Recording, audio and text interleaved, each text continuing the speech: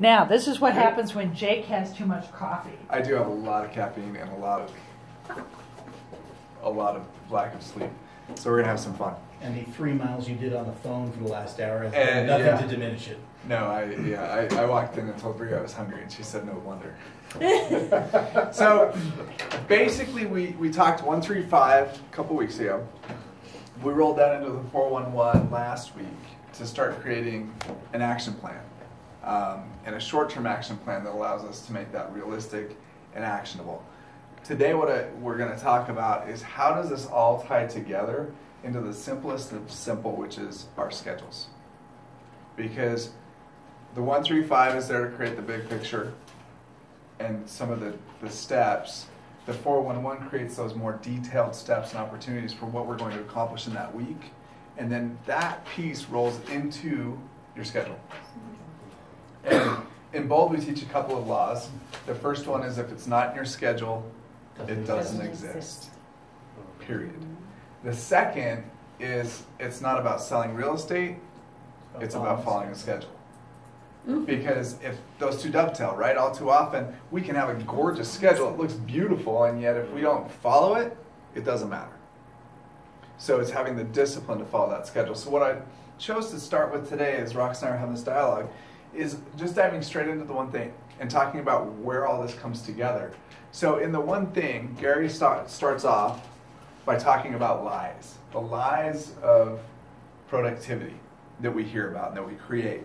So what I want to do is just go quickly through what those lies are so that we can break them down, and then we can come back and talk about why it's so important to not just have a pretty schedule, to actually have the discipline to follow it. So the first slide that he talks about is that everything matters equally, right? You're given a list of stuff and you just do your best to get it all done because it's all that important. When the reality of it is, does everything matter equally? No. What's the difference? What's the difference? Why doesn't it matter to you? Yeah, what could be I think it goes to, I mean, you put it in your notes right there, it's the 80-20. If you're focused on your 20, then you're focused on the tasks and the behaviors that create your greatest income, potential for growth, etc. If you choose the 20 to be equal to the 80, then you're considering vacuuming or talking to the person at the front desk to be of equal value to setting a listing appointment. Exactly. It's not. So that 20 versus the 80. So what would fall into our 20 as Prospecting. agents? Okay, prospecting would be the first one. What else? Setting appointments. Okay, prospecting, appointments. What else? Negotiating contracts. Negotiating contract, Scripts and scripts and the role play, objection handling. Nurtures. and follow-up, And what you follow-up. call nurtures, right? Follow-up. So those are the 5 things that fall into our 20, period. Paperwork doesn't fall into our 20. Breed's going to have a different 20. Bree's going to have a completely different 20, right? As we've discussed, we're focusing on diving in. And here's what happens. As you get busier and busier, guess what starts to happen? This 20 becomes Gets more and more smaller. finite. It becomes smaller and smaller and smaller. Because, like, for me, my 20, I don't negotiate contracts the real estate contracts on a day-to-day basis, Right. right? I send those leads in and you guys take care of them. Truly, I'm not even going on the appointments unless it's a rare occasion. Because my 20 is starting to get smaller and smaller. I do scripts, I'll do follow-up, and I do lead gen. That's it. So your 20 starts to get smaller and smaller as your world gets bigger and bigger. By the way, it's awesome when that happens. So what happens in our world is all too often that 80 takes precedence over that 20. And we get confused with everything matters equally. It encroaches. It encroaches on that, right? We have that finite time in the morning where we should be doing prospecting and lead gen, and all of a sudden, before we know it, we're diving into doing other aspects of our job that are We get now pulled into interfering files. with those biggest things, Yeah. dealing in the files, dealing with other aspects and other issues. So everything matters equally is the first one, because it doesn't. Those who live a life of everything matters equally live an average life, is what Gary will tell us. Those who choose to operate in the 80-20 principle and understand that this can be chaos. That 80 can be chaos, can be crazy, as long as the 20 is under control, are those who choose and grow both big lives and big businesses. And this happens both in our world too. I mean, think about it. It gets to a point where you're going, okay, what's my time worth? And if I can be on the phone making calls, am I getting paid $100, $200, $300, $400 an hour? Potentially, yeah. Potentially you can, based on the conversion that you're receiving. Well, if that's the case, then if we can stay focused on that, when you leave work early to go clean your house, because that's just what we do, the reality of it is, could we pay a cleaning service $60 an hour and go out and generate $400 an hour over here and still make a $340 profit? Likewise, if I'm spending my time prospecting for high-level talent, you guys see that I'm working like a banshee on our 5-year business plan. Our 5-year business plan has us closing over 3,000 transactions. If I can find somebody who can manage my whole sales department, that's $100,000 an hour, Exactly. right? It Should I be mowing my works. lawn? No. Exactly. And it just becomes more and more finite. Gary will tell you that as we start to look at the day-to-day tasks, once we get more and more effective and more efficient with what we do, those pieces, the landscaping, the house cleaning, all those things go by the wayside because we see other opportunities, right? For me being on the road all the time, our weekends are filled with kids and doing stuff with them, not cleaning the house. I choose to hire somebody else to do that so that we can spend that quality time together. That makes sense. Make sense? Yeah. Because I'm on the road all the time. I'd rather have that quality time with them than be fighting with them to clean the house and mow the yard and do all the other stuff. So true. So those are choices that we'll make. Going back to the next one, which was multitasking. This is always a fun one. Because This was my favorite chapter. we think about it. Why was it your favorite chapter? Because Tell us. I'm hyper and I have a problem focusing, and one of the things that I really appreciated here is getting on a schedule and seeing how easy it makes life when you follow it versus trying to live like I've been living the last 30 years of my life. So Yeah. multitasking in that chapter It was resonant, wasn't it? it was what? Resonant. Oh, it just was uplifting for Yeah. me to read that. It's okay that I have this brain. Let's just figure out how to do it right, and not work so hard at doing it wrong. That's it. Well, and the funny thing about that, in the chapter it goes into details about how they did studies. And they took people who said they were great multitaskers, Yes. Yeah. and they set it up. They set the study up with those who weren't great multitaskers and let them both operate. And what they found was the multitaskers that said they were great multitaskers actually were less efficient than those who weren't great multitaskers. Because as they did the study, what they found is every time you switch from one task to another, your brain has to readjust, it has to dive back into where you're at, and by the time you've done that, you've lost minutes, if not seconds, of work and precious time. And then you get started, and then you go on to the next one, and they were losing about half their day's worth of productivity just by readjusting. So it's a matter of focusing that time, appropriate time, as you were saying, based on the calendar, and then fixing time to do all the Yeah. catch-up. These guys helped in a suggestion for me when I'm prospecting because I'll get distracted and I'm off doing another task too. Exactly. Instead of planning, knowing that 9 to 12 is our time, that doesn't mean you have to sit still for 4 hours because that's impossible for me. Exactly. Do 30 minutes to an hour, take a break. Yep. Reward yourself. And I was Exactly. very appreciative of them helping me, guiding me into that. You know, being in the room with Gary, Thinking. where most of his concepts came from, most of us in this room have got a natural energy level that's off the charts. Gary, in his early 30s, developed some profound health problems, some real ones. And he came to the conclusion that if he couldn't get it done in 3 hours a day, he couldn't get it done. Yep. So his life work has been how to make that 3 hours so rock star that it can build a company with 159,000 agents in it without debt. It's about creating that high impact time every day. And then allowing the rest of the day to go to shit. if you need to. Let it fall, go to the chaos that's going to come Right. from that high hours of 3 hours of high octane. I just like the idea, and this I get some of this from the one thing, and I've gotten it from other resources. But one of the ways I've always liked to look at it was when you create a situation where you are bunkered down and focused on something, rather than saying that you're now forcing yourself to do something, I like the opposite of that. I've given myself permission to Yes. only do this one thing. That's a positive energy going in.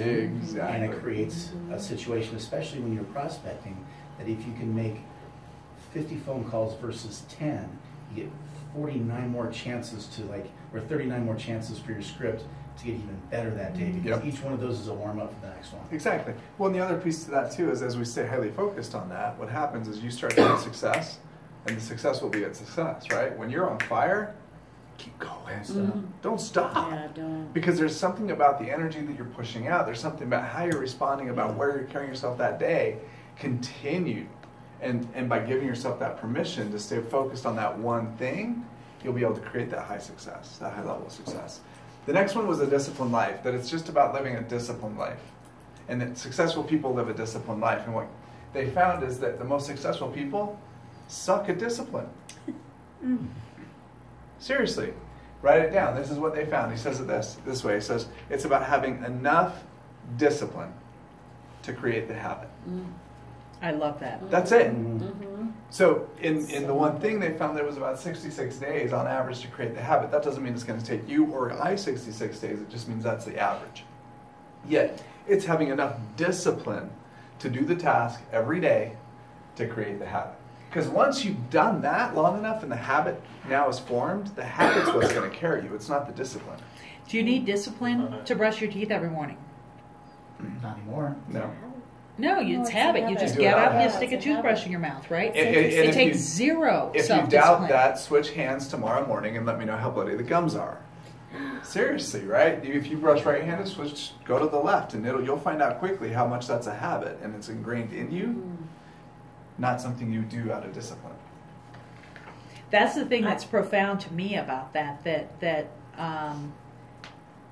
habits, the things that you do, they're automatic. If you walked out of your house this morning without brushing your teeth, how would that feel?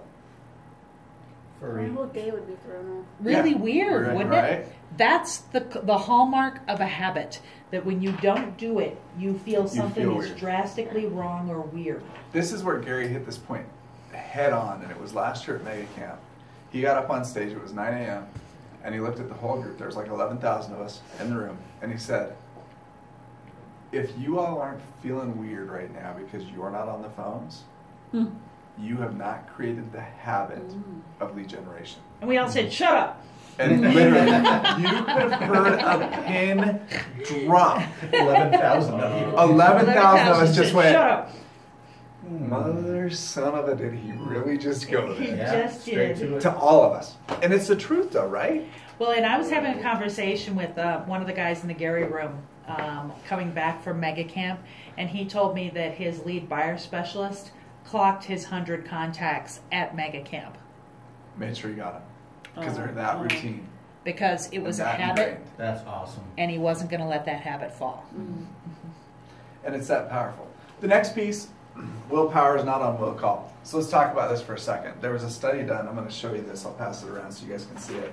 They did a study. They researched a study of judges. And this study of judges, what they found was the judges were sitting on a parole board. So here's the study. I love Right this. here. They're sitting on a parole board, and what they found was that they granted more parole early in the morning and just after breaks. Yeah. Yep. Why? Because they were fresh. Because they were fresh, they came back Energy. refreshed, they could think clearly, and they were able to make a sound decision. Well, why wouldn't they grant more parole then in the afternoon if their willpower was low? Tired, fatigued, clouded. Tired, fatigued, clouded, and what's the safe bet? And when in doubt, When in we're doubt, talking about what's the axe safe bet, murderers, right? say Yeah, no. Absolutely. When in doubt, you say no. So through the course of this, what Gary says is, look, willpower itself is not on will call. We can't show up at the end of the day and say, you know what, now I'm going to make all my contacts, let's go, and you're exhausted. So it's doing the most important thing when your willpower is high. So whatever your most important thing is that day, you do it when your willpower is high. Be it right after a meal, first thing in the morning, whatever it is, you do it when your willpower is high so that you can sustain that energy moving forward. because we can't just pull it back. We have a finite amount of energy. And then the last piece is a balanced life. This is one of those fun myths that I love because it's in the media all over the place. Hey, I just want a balanced life. Really? What's that look like? Boring. Well, Because what Gary says, all right, let's do an exercise. Everyone stand up for a minute. Everybody stand up. Now, here's what I'm asking you to do. Lift up one leg, just stand on one leg for a second. Don't hold on to anything, just stand. Lift up one leg. Now what are you doing? counterbalancing. Now once you get to a point where you're okay, right? It doesn't look crazy up top. What's going on down below? Your ankle. What's going on your foot? It's doing this. Is it constantly Back and moving? forth. Yeah. Although you may look great and sound above, You're all tipsy below. what's going on down below? Yeah. Right? So what Gary says, go ahead and grab a seat. What he says is it's counterbalancing. Everything we do in life is counterbalancing. So when you look at it this way, if this is the line of balance, he says, in a perfect world, you're doing this. And you're constantly counterbalancing your business, and you're constantly counterbalancing your personal life. Back and forth. Because there are times where we go super focused on business. Right? I'm guilty of this.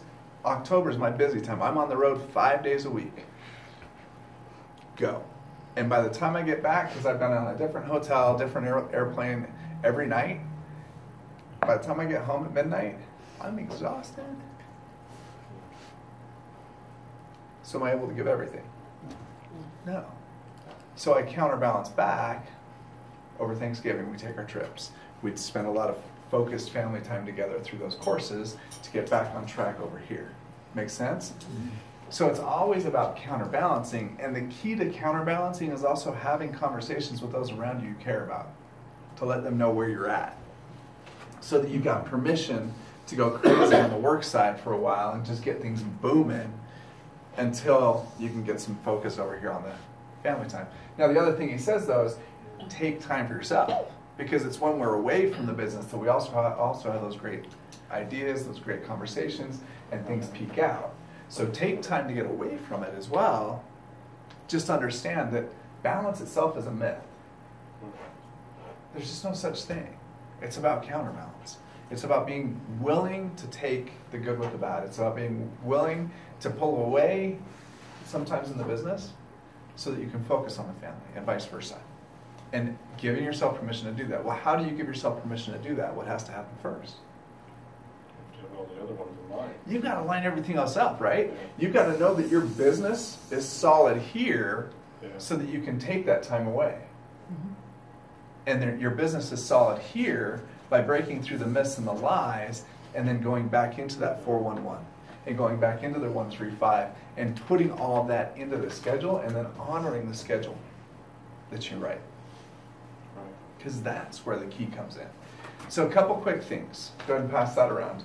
The other thing that Gary says is, look at this. It's not just that we have one big thing. It's that we have one thing in multiple areas of our life. We have a one thing in business. We have a one thing in our personal life, one thing in our financial life, one thing in our spiritual life, one thing with our health, et cetera, et cetera, et cetera. And as we focus on those one things in those areas, it helps us become more efficient and more effective. So there's a question that he says we ask ourselves. Who knows it? What's the one thing question? What is the one thing such by doing it everything else would be easier or unnecessary? There it is. So what's the one thing such that by doing would make everything else easier or unnecessary? So let's play the game. We look at our business life. You look at your 135 and your 411, and you were to say, okay, what's the one thing that such that by doing would make everything else easier or unnecessary in my business life today? What would it be? More listings. More listings for Rox. And as a team. Actually, for me, more talent. And for Rox, it's more talent. As a team, it's more listings, more leads, whatever that is. So what's the one thing that such that by doing would make more listings, more leads, easier or unnecessary? What's the one step? What's the one focus? Prospect. Mm-hmm. It boils all the way down to the simplest. And we sit down, we put our head down, and we focus on that. Will it take care of everything else in business? Or make it easier or Make unnecessary. it easier or unnecessary. Yes. I mean, Roxanne and I have a statement Roxanne taught it to me that says every problem can be solved by prospecting. Everything is better. You feel Everything better. is better. I've even heard a variation of that one, which I liked as well. There's no problem you can't prospect your way out of. There's no problem you can't prospect your way out of, right? Yeah. Period. It just is. Well, when you think about that, because it sounds really simple, right? I go back to my personal experience when I took time off mentally and physically to go take care of family issues. That's when we truly learned that we did not have a 7th level business here, right? Oh, yeah. It was at the expense of growth. Yep. Thank you, partners. It was at the expense of growth, It was. right? I was talking, the same guy, I had a great conversation on the airplane with Dale coming home. And I was talking about that experience and that truly I never wanted to be in the place again. I've got a husband who's 13 years older than I do. The chances are very, very good that he gets sick before I do.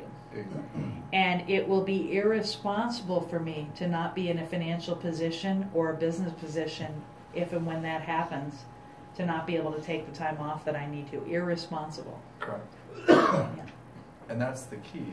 Mm-hmm. So when you look at that, then you go into your financial world, you go into your personal world, right? Call it your health. What's the one thing I could do today such that by doing make everything else easier or unnecessary in my health? Whatever that would be, you answer that question. You start to work from that question. And where does it go? The activities. It goes into the activities in your calendar.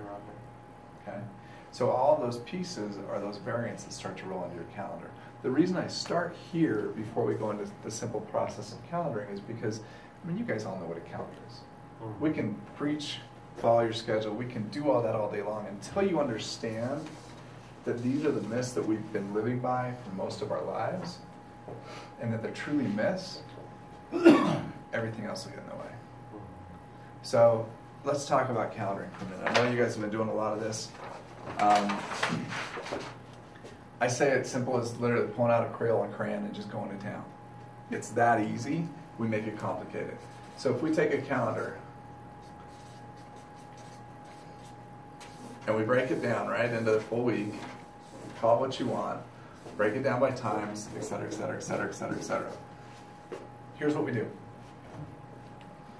First thing we put in the calendar is events, the big events, right? One of the first things we put in every year in our calendars is the big events, mega camp, masterminds, family reunion, those events that we can't call Gary up and say, hey Gary, I've planned a family vacation. Could you reschedule Mega Camp for me, please? You know, he'd laugh at us and say, whatever, come back later. So you plan those big events first. Then you plan your vacations around it. And you pay for your vacations. Because that's how you make sure you go. Just saying. Then you throw in your family time. You know, be it date nights, dates with the kids, however, whatever you do. Dog walking time, whatever your kids are, go. So it's putting in that personal time. So you've got the me time in there, you've got all that stuff scheduled. Then you do what? What's the next step? Then you block in your You're 20. time blocking for what You block in your 20, right? You block in those 5 job descriptions. You block in your one thing in business, and then everything else. In business, in personal. Personal and health. In and health. In the spiritual financial. side, whatever it is, financial, you name it, you block that in every week. Family time. And date where does night. that come from? Where do those specific activities come from? Where are we pulling from? Pulling them from your We're 411, pulling them from the 411. which you pulled from your Which you 135. pulled from the 135. See how that all correlates together. It's a beautiful thing. So here's the thing. And what we do in Bold is we say, okay, just color coordinate the schedule.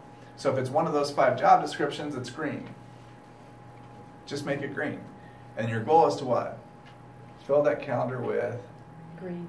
green. Because that's what makes you Green. I like it. So I just that one, changed my color. that 20% is great. Anything that's personal, anything that only you can do, be it a date night, personal time, whatever it may be, make it pink or blue or whatever you choose. I've got colors for my personal time, I've got colors for time with my kids. It's all good. Anything that you find yourself doing that you can give away, delegate out, is yellow. Now, there's still tasks that we all do that are yellow tasks. My kids busted me on this weekend. I was going through and purchasing all the airfare and all the other stuff for my next round, and they all looked at me and said, "Dad, you teach this, and yet you're the one that's still doing it," kind of a thing, right? Wow. And they're right. I could go find somebody, pay them to do that for me, and yet I'm still stuck doing it. So it's one of those things where we all find those pieces as you start to look at it throughout the day. By the way, I've got somebody who can do that for you. I'm sure you do. Her name is Margie Arnold. So all that fun stuff happens. The key is, at the beginning of the week, you block in your calendar, right?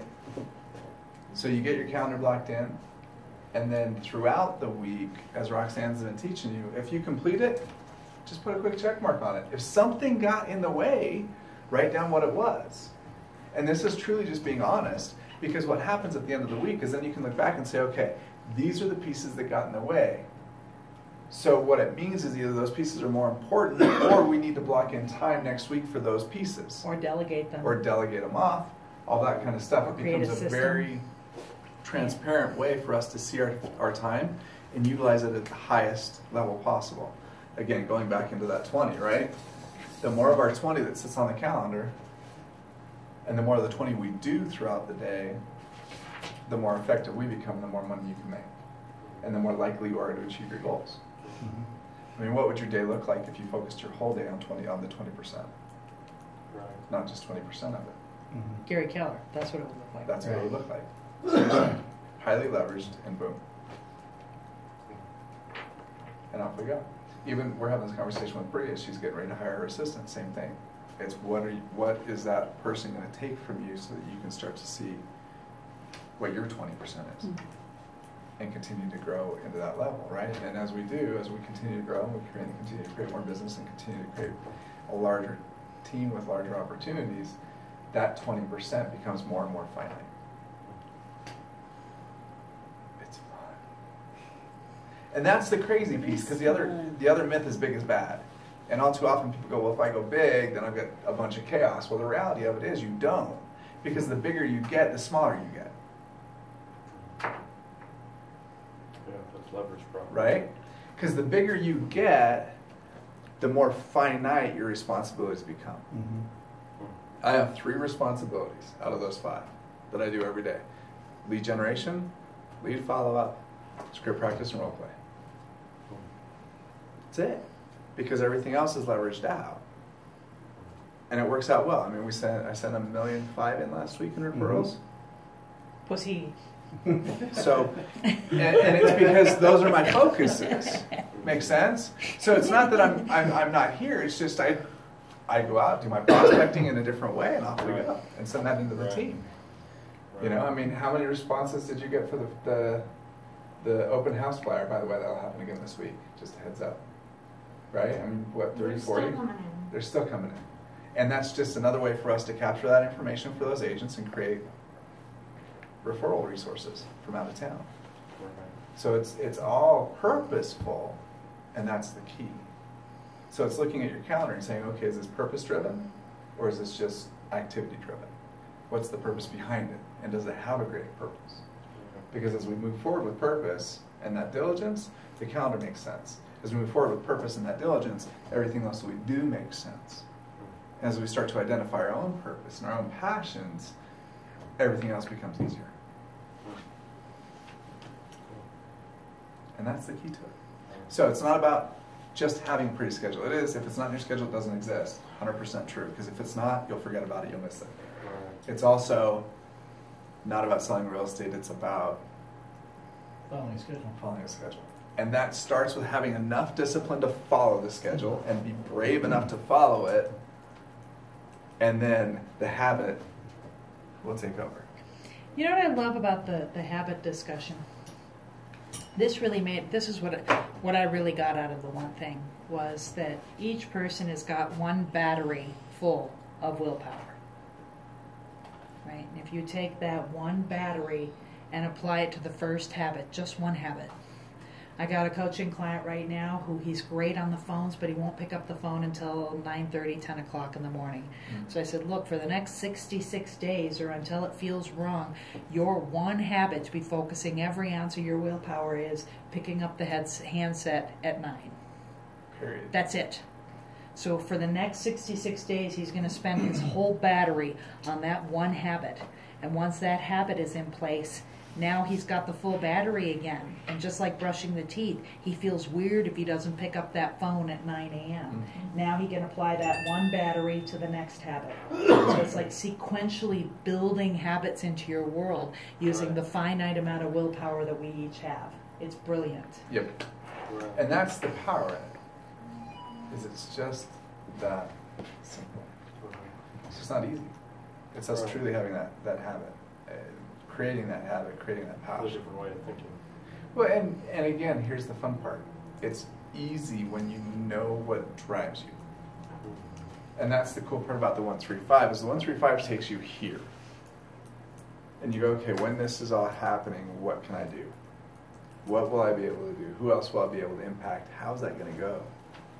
And then from that point, you can connect that same passion, that same desire, that same purpose to saying, you know what, this is ridiculous. And honestly, you do it at all costs. So, give you an example. This has become such a habit. It's so ingrained in my world. 2 examples. What was it? Was it with you or Shannon? It was like 2 or 3 years ago when my wife comes down on May 10th. We're all eating breakfast really quick before I rush out the door. And she asked the loaded question of, so what do you have planned tonight? She's tricky that way. She And- doesn't say what she wants. And for me, if it's a day in the calendar, it's a day in the calendar, right? I don't look at the date, I just look at the day. And I had listing appointments scheduled. Now tell us how you screwed that up. May 10th is. So I tell my wife to go listing appointment scheduled, my last one's at 7, so I'll be home around 8:30, 9 o'clock. And my daughter goes flying up the stairs in tears because it's her birthday. Yeah. Eh. Ouch. Bad Jake, no Scooby snack. It was just a day in the calendar. Yeah. You know what I'm saying? And because it wasn't, her birthday wasn't in the calendar, I didn't see it. It's not that I purposely forgot, I just did, it wasn't there. Right. So I give Shannon, or is there Shannon or Brie? I It was give him a call. Shannon. Shannon a call on the Yeah. way in, and Shannon gets on the phone with my wife before I even got to the office. And she's got birthdays, anniversaries, literally anything and everything that should be important, could be important in the calendar forever to make sure it happens, right? Again, it goes back to having that leverage, and she also cleared the schedule for that night so I could be home. If it weren't for Lily, I would not have remembered any of my wedding anniversaries. Exactly, right? I mean, it's just those simple pieces. So make sure all those key dates are in the calendar as well. Now, the flip side, I had the appointment scheduled to meet with the ownership group 2 weeks ago, 3 weeks ago, on a Monday. It was like a 9 o'clock appointment.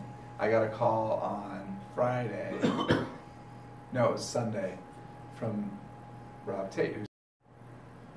Well, that's been in my calendar at 9 o'clock for 2.5 weeks, 3 weeks. So I'm booked. I actually had a call with Diana and Baton Rouge leadership at 10. So the answer there is simply no.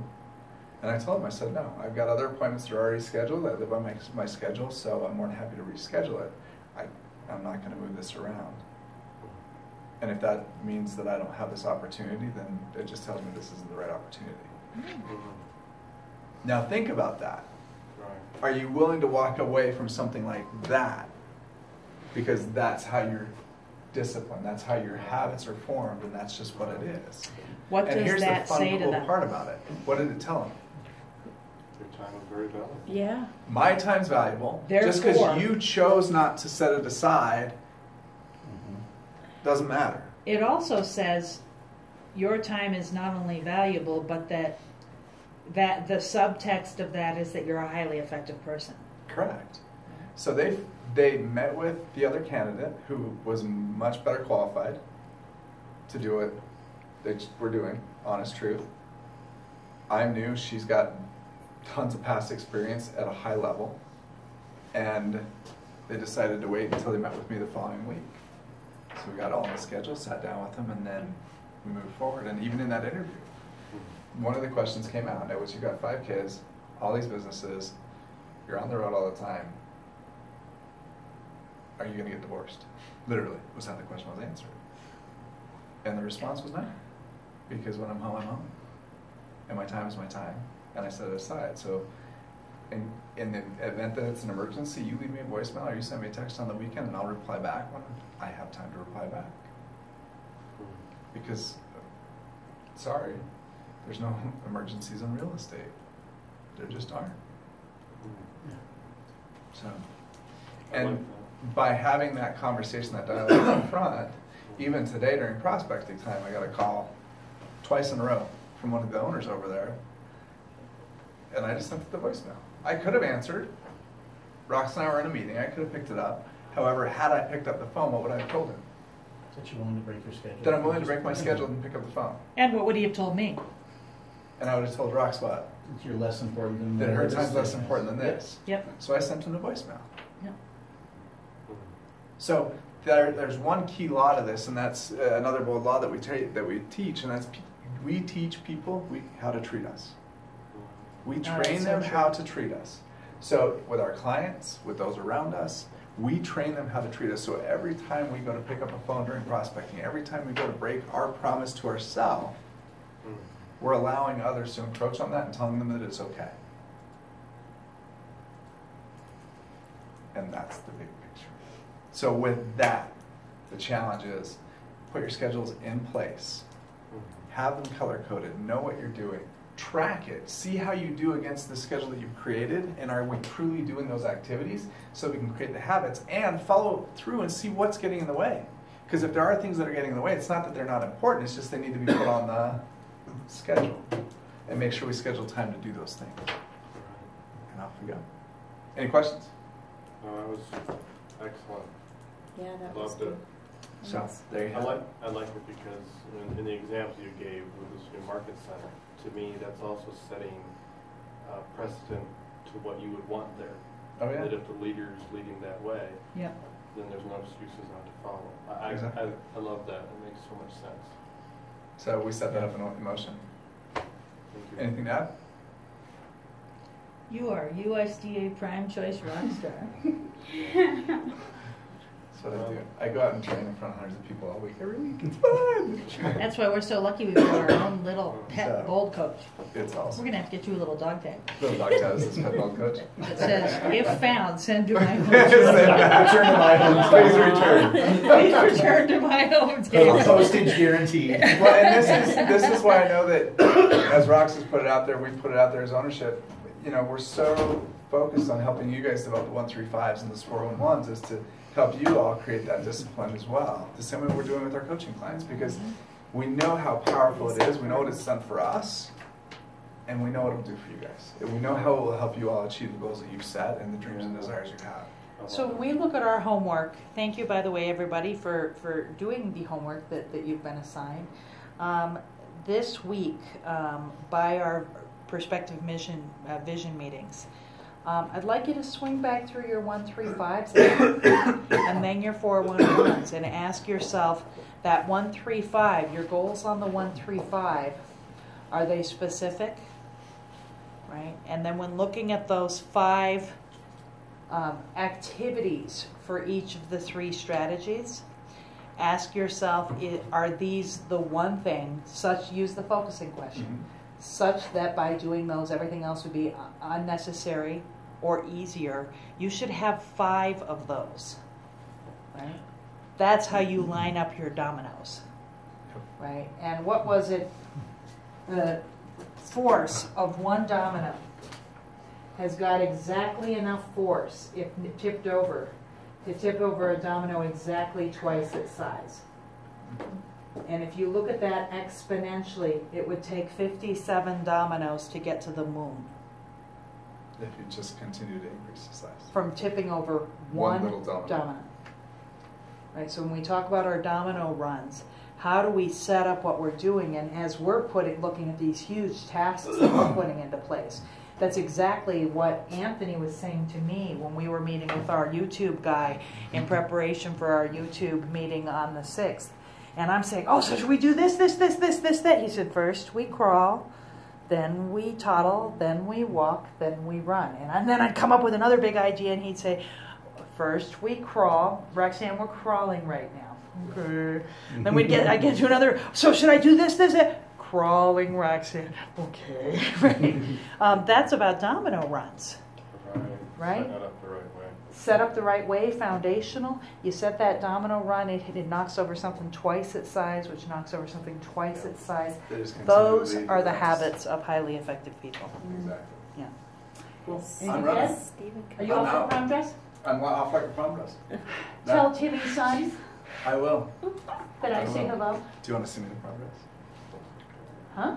I said, do you want to see me in a prom dress? That's all another story. I absolutely want to see you in a Did prom I dress. show You shouldn't you- have thrown did that I out show there. you what Are you my- going to wax your Did I legs show for you us? what my boy, what my Are you eldest gonna son wax? went I to want to the see dance you with? with your Hold waxed on, hold on. legs. I Not got seeing one you in picture a of prom Nancy dress, and and I. he's trying Oh, to I've change got the hot subject. pink. I got hot pink toenails right I now. know you do, darling. I know you do.